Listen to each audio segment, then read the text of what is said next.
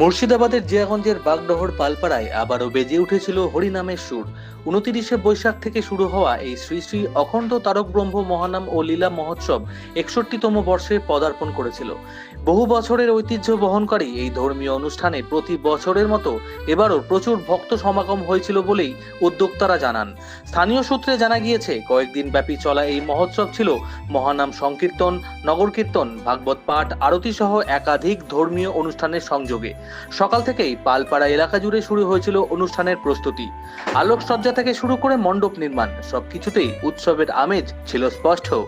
এবারের অন্যতম প্রধান আকর্ষণ ছিল প্রখ্যাত কীর্তনিয়া গৌড় গোপাল সরকারের কণ্ঠে কীর্তন পরিবেশন। তার ভক্তিমূলক পরিবেশনা শুনতে দূর দূরান্ত থেকে বহু মানুষের সমাগম ঘটেছিল। মহানামের সুরে ভক্তি মগ্ন হয়ে উঠেছিল গোটা এলাকা, এমনটাই বক্তব্য স্থানীয় বাসিন্দাদের। আয়োজক কমিটির পক্ষ থেকে সকল ভক্ত ও সাধারণ মানুষকে অনুষ্ঠানে উপস্থিত থাকার আহ্বান জানানো হয়েছিল। ধর্মীয় আবহ, ভক্তিরস এবং ঐতিহ্যের মেলবন্ধনে বাগডহর পালপাড়ার এই মহানাম মহোৎসবকে ঘিরে জিয়াগঞ্জ শহরে তৈরি হয়েছিল উৎসবের আবহ। জিয়াগঞ্জ থেকে প্রশান্ত সাহা রিপোর্ট, বাংলা নিউজ।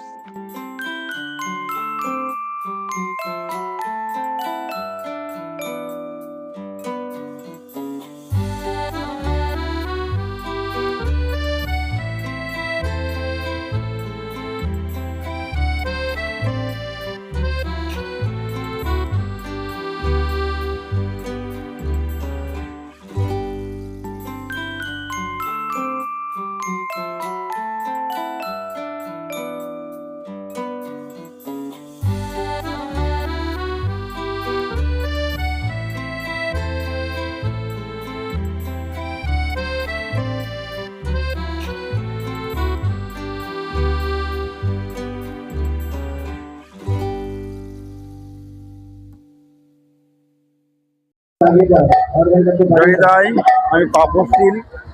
গত 12 বছর ধরে আমি এখানকার সেক্রেটারি। ছোটবেলায় শুনতাম এই অনুষ্ঠানটা আমাদের খুব কষ্ট করে আমার বাবারা, আমার জেঠুরা, আমার পাড়ার বয়স্ক লোকেরা কোনো রকমের মাইক ঘাড়ে করে, একটা ব্যাটারি ঘাড়ে করে, যখনকার দিনে কারেন্ট ছিল না, সেই অবস্থা থেকে অনুষ্ঠান চালু হয়েছে। এখন পর্যন্ত অনুষ্ঠান বন্ধ হওয়ার প্রশ্ন তো উঠেই না, কোনোরকম ভাবে আমাদের চলতেই আছে। এমনকি এবারে প্রতি বছরের নাই প্রত্যেক বছর ভালো হতেই আছে। যেমন আমাদের এখানে ছোট্ট কয়েকটা পাড়া আর কি, ওটা 100টা ঘর আছে। আশেপাশে পাড়া নিয়ে আরো দুটো পাড়া আছে, সেই পাড়াগুলো আমাদের সহযোগিতা পাই। বিশেষ করে এই পাড়ার মহিলারা এই রোদে দুপুরে, গ্রীষ্মকাল, বৃষ্টিতে ভিজে রোদের মধ্যে গিয়ে টোটো করে সকালবেলায় কালেকশন করে বাড়িতে রাধাবাড়ির কোনো রকমের ভোরবেলাতে করে দিয়ে বাচ্চা স্বামী সব রেখে দিয়ে নিজেরাই কালেকশন করতে চলে যায়। বিশেষ করে মেয়েরা এই হচ্ছে আমাদের 61তম, এই বছর 61তম অধিবাস। 29শে বৈশাখ অধিবাস শুরু হয়েছে। অধিবাসের দিন আমরা মায়াপুর থেকে স্কন্মন্ডের রক্তবিন্দু থেকে নিয়ে আসি, কিছু বিদেশিও আছে। সেই দিন থেকে আমার অনুষ্ঠান শুরু হয়।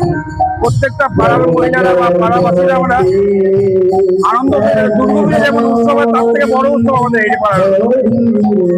এমনকি অধিবাসের পর যে নাম কীর্তন একদিন হয়, লীলা কীর্তন প্রত্যেক পর 3 দিন লীলা কীর্তন হয়। কালকে আমাদের মহোৎসব, গোটা এলাকা আশেপাশের সমস্ত লোক নিয়ে মোটামুটি 7,000 লোকের আয়োজন করা হয়।